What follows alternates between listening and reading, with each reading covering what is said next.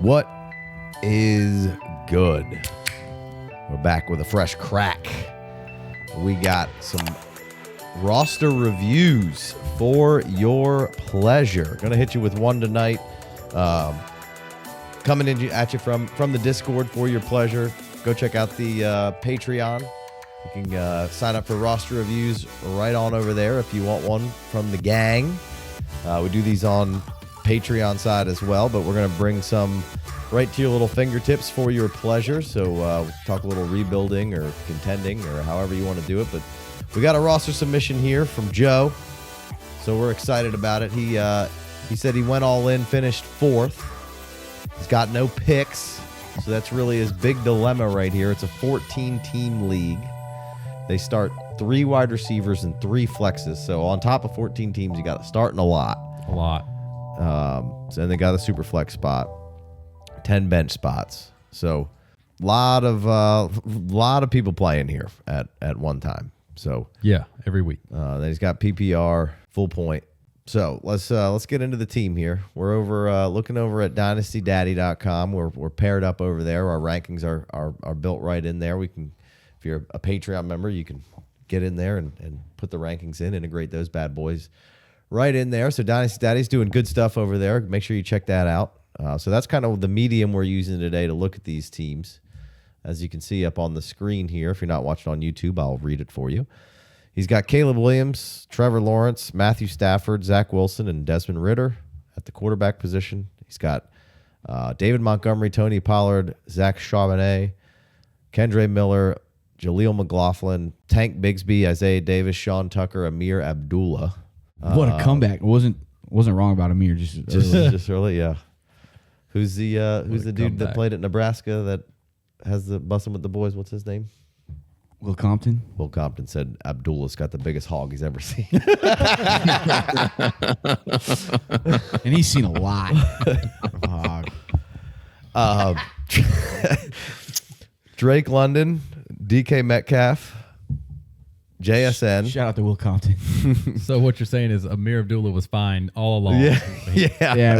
It was totally fine. He wasn't in the NFL. Couldn't find a cup that fit him, so he's couldn't just play. Aggravated out there. It's like the alligator that has a toothache.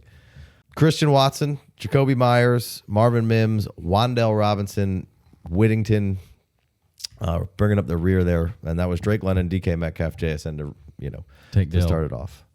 Then he's got Tank Dell on the IR. Yep. Definitely just go check out the YouTube video. Mark Andrews, Eric All, no picks this year, 3-9, 3-11, and then he's got his 1 and 2 in 26. So he wants to know what to do because he went all in. Now he doesn't have any picks. He's, they've got him as a contender on here. It's a decent team, and it's a 14-man league, so things are going to be light. And you're starting so many players in the 14-man, like you said, 3 wide receivers, 3 flexes. Super flex. Your quarterback position is good. I don't think you really need to do anything there. And now we can check these boxes off, but then we might have to reverse engineer things of like where we can go find more value here to try to get a little better, right? I like it. Or what to do. So running back room, not super strong, but it's not the absolute worst. You could play Montgomery and Pollard every week and probably get by if you got a strong enough other team around you. Yeah, and I like it. And he's got Bigsby and some shots with Kendre and Charbs. Yeah, he's got a nice chunk of young running backs. You're waiting on them to kind of be that riser, like we talk about. Look at Bigsby, Sean Tucker, Charbs, Kendre Miller, Isaiah Davis. I don't know if McLaughlin's really a thing or not, but that's a nice stable of backups that you're waiting to pop. That's what you want. And then, Sean Tucker didn't look terrible when he was out there. Isaiah Davis didn't look bad when he was out here. I put them both on the list. Abdullah's winning life. Well, that's true. And you don't get fantasy points for that, but you're waiting in anticipation to be able to find the right spot to strike with those running backs. Yeah. And then the wide receiver room's good. Drake London and JSN right now are 2 top target earning studs. And then DK is paired with JSN, and we'll see what happens with the new offense kind of coming in over there. Then you got Christian Watson, who got injured late. That's a bummer. And then Jacoby Myers, always good. You got 3 good starting wide receivers there, right, that you can plug in. And then you have DK, who you could be your first flex, right? Or Jacoby Myers could be your first flex, whatever. Right. Andrews is good. And then, so what are you doing with those flexes, right? So that's Mims and Wandell holding those spots down, maybe Sharbs. So how do you guys view this? What's the first move that you're going to try to make here and position to upgrade, or you trying to get some picks, or what's the first avenue that you pursue with this roster? I mean, first of all, you looking. I think you need to get the average age value of your quarterback down. Duh. I don't care. Sorry, Coach. Well, Matthew, back to you. Matthew, dude, two young guys, and Trevor and Caleb. Matthew Stafford's just blowing that average age up. You could do a lot worse than when Stafford is your third. I was mostly joking because I know. people have come up and been like, I'm really liking my average age. And then I'm like, Doc, come on. I mean, if you're happy. The average age of his good 3 wide receivers is solid. And then, like you said, Marvin Mims. And the problem is you got to look yourself in the mirror and be like, all right, I got snake bit with Christian Watson and Tank Dell. Tank Dell's not showing up on here for some reason, but the screenshot I got, he's got Tank Dell on the IR. Prior to the season, Christian Watson, especially in the league this big, Christian Watson and Tank Dell were starters. Mm-hmm. And you had Marvin Mims and Wandell Robinson as depth. 14-team league, start 3 wide receiver, 3 flex plus the super flex. So it's a huge lineup and a huge league. So it's very light towards the bottom of the bench. And if you got a Marvin Mims and a Wandell Robinson on the bench, and Jordan Whittington got a little run at the beginning of the year, if you got those kind of guys that on the bench that you don't even need to be playing, that feels much better. You got Christian Watson goes out. That didn't happen toward later on in the season, obviously, but he's not playing next year most likely. And we know Tank Dell's. There's no chance he's playing next year. So those 2 guys, you're snake bit right there with your lineup depth this year, like coming up this year. And so you got 311 as your first draft pick. You do have your first and second in next year's draft in 26. So the draft picks are decided. You just don't have any this year until 311. My first thing is to say, all right, well, your core is young enough. You got a bunch of young running backs that you're waiting on, and it's tough because it's a 14-man league. So unless you just get lucky and you're absolutely crushing it, you're going to have weak spots no matter what. I would be looking at trying to figure out. I'd be looking at trading David Montgomery. I would be looking at potentially just saying, all right, my quarterbacks are young, my wide receivers are young. Is Mark Andrews going to be good? Like, I would think that I'm not trading for winning next year if this is my team. I'm not trying to give away anything extra to try to win, unless Mr. Stewart here says I know the league and I'm in the league and there's only 2 good teams. If the other good players are so spread out, if Stafford plays again, he just came out today and said he's playing next year. Trevor Lawrence comes back with a new coach. We know he can call offense. Can he be a head coach and make the offense improvements for the Jags? You got Brian Thomas Jr. that just came on strong for Trevor Lawrence next year. I personally think that my first gut says I'm not trying to trade right now to win in 2025. He traded Tank Dell for the 3-9. That was probably the trade from the last trade show. Yeah. Doug, what's your thoughts here? Oh, nice. No, I absolutely want to reiterate what Big Co said, because I think at the end of the day, what you need to do is take a look in the mirror.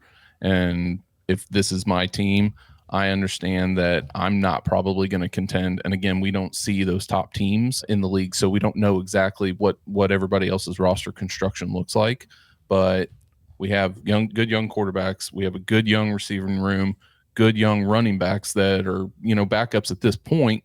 But what we're really looking for is probably to make the most out of some of these veterans on the team and try to gain as many assets as we can, because that's really the key to a rebuild, right? You really are looking to extract value out of every single deal. And so moving somebody like Montgomery right now, great move, do it. Pollard even, make the move. Andrews, DK, I'm probably selling. Maybe to a lesser extent, you'll have to kind of see what the value for somebody like Jacoby Myers would be.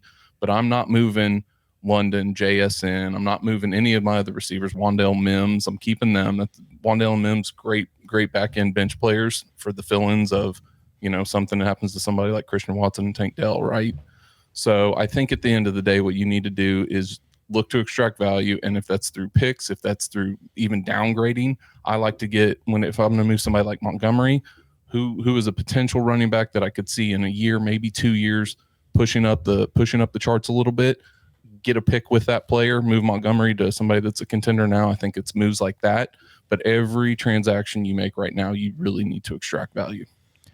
Yeah, so we're leaning towards kind of softish rebuild here, and we got to probably get out of our head that we want to try to compete this year, because we need to make it's probably right now imperative that you go make a little bit of a change and try to upgrade some spots and extract some value, like you guys are saying, right? So if you go, Jason, to JPC 3 sticks, he's got fraud. He's got Gibbs, right?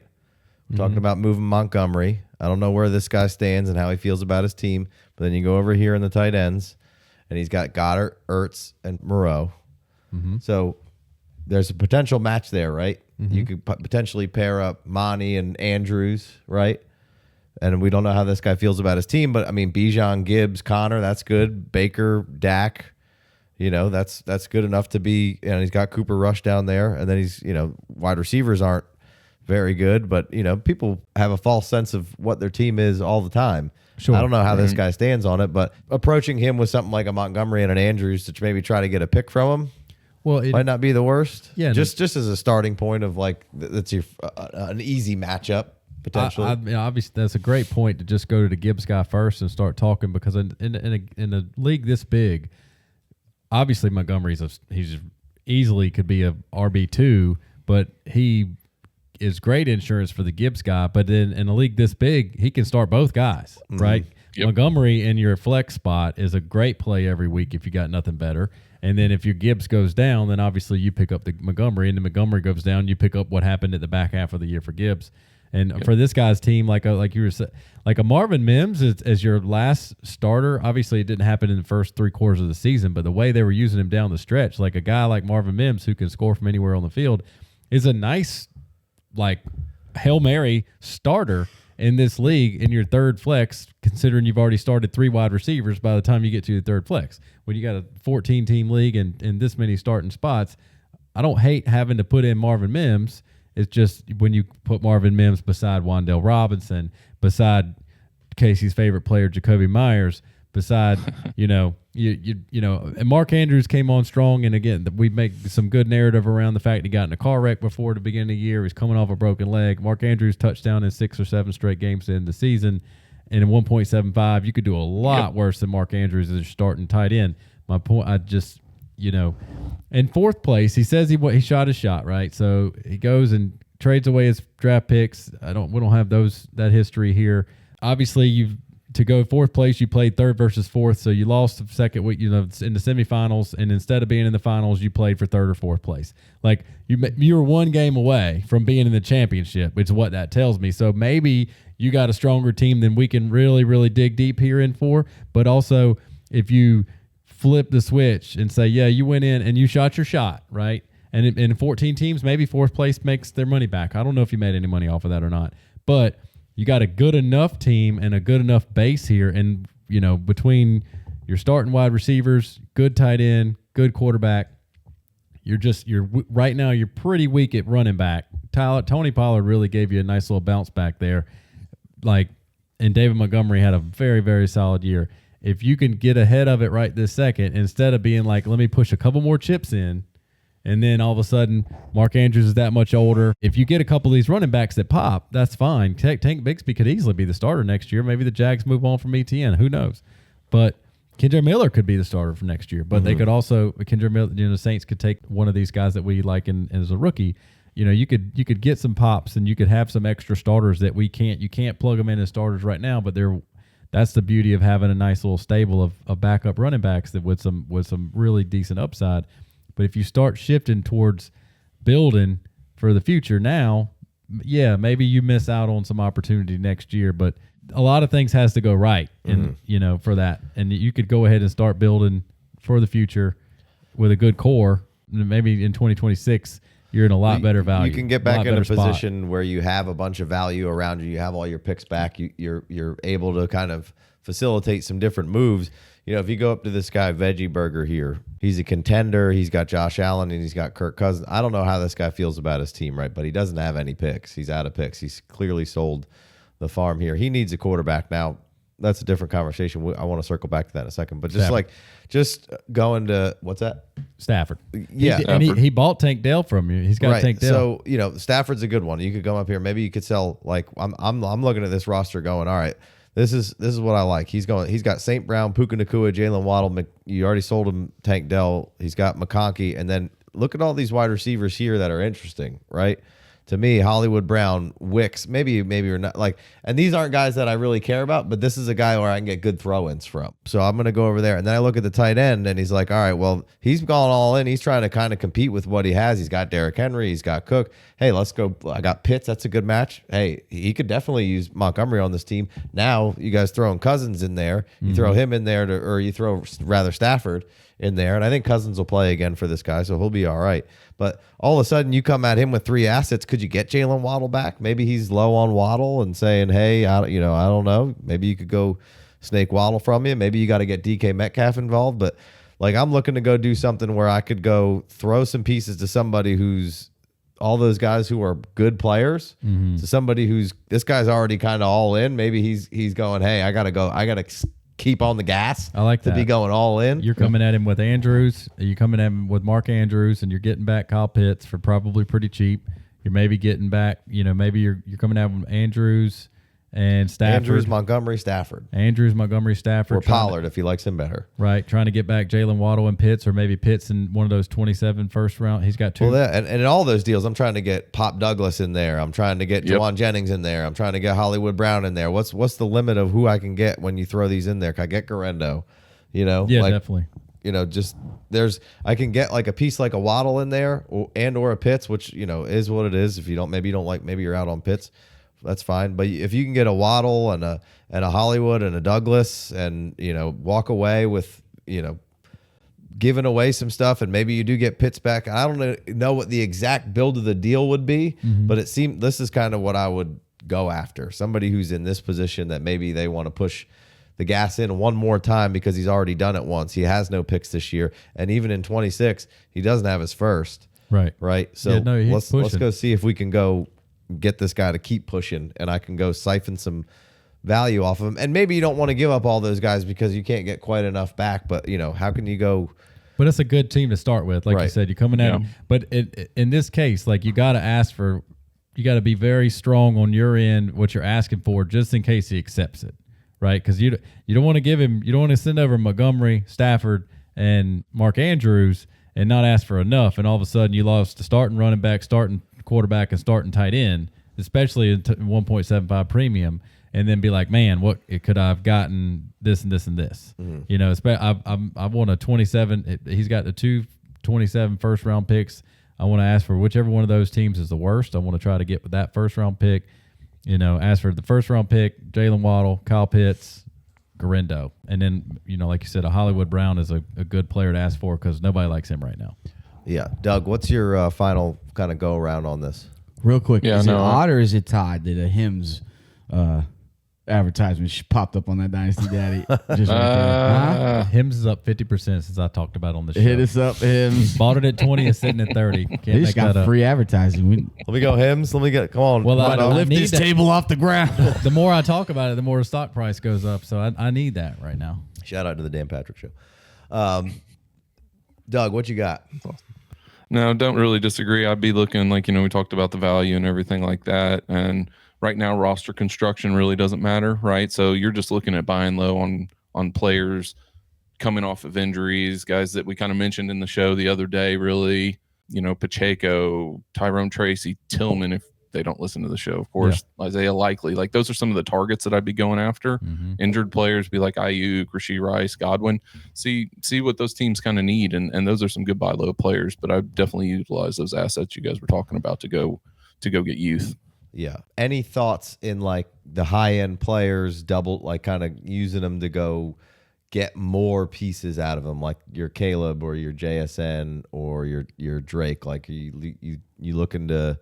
Is this a team that because he's kind of void of some value, you would want to do something like that, or you just want to, hey, we're young enough, we can hold tight. Let's go see if we could do some other stuff first. I mean, if in a 14-team league and this many starters, I think you should always be looking at a chance to go to tier down and get more quantity.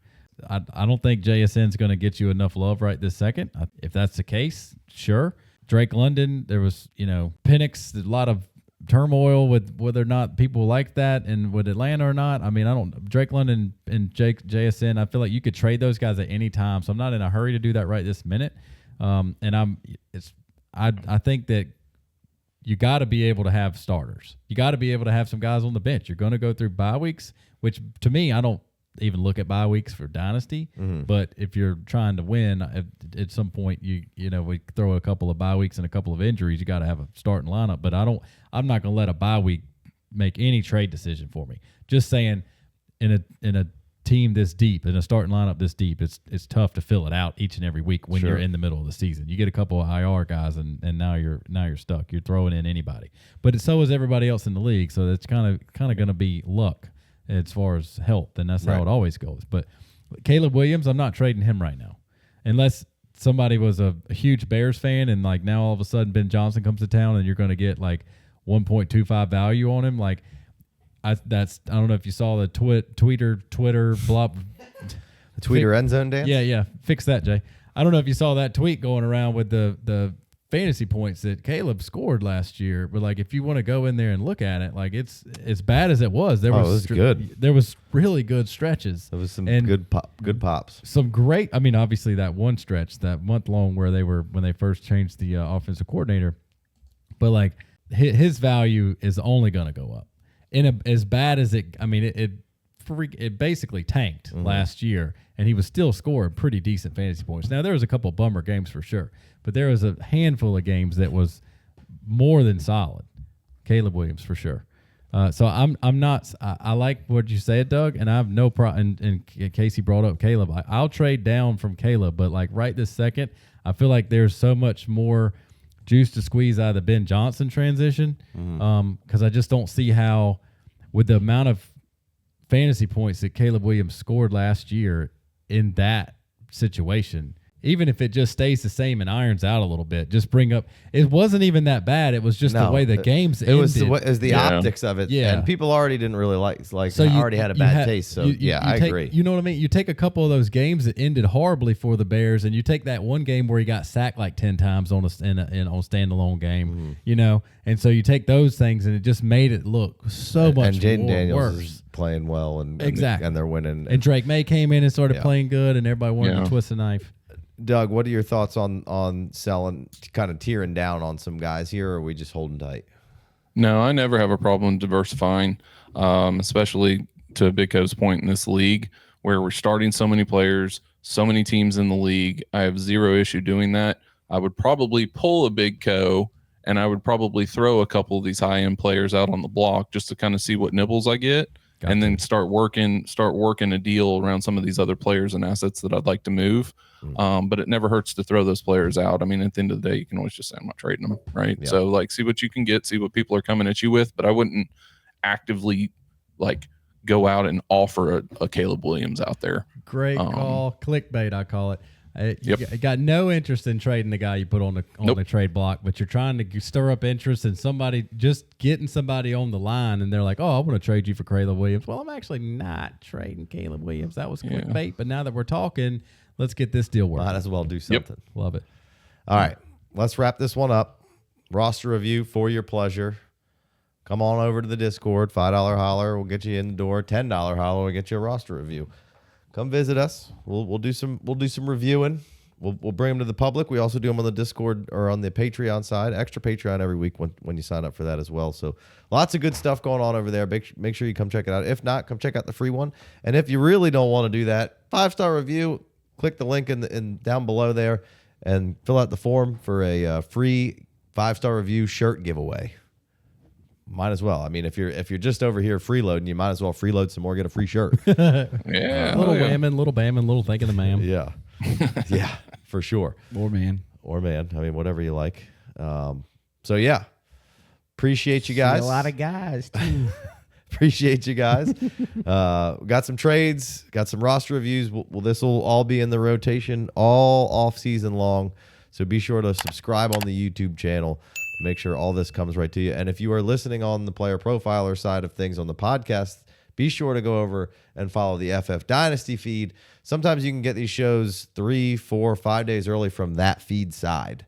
So make sure you go check that out.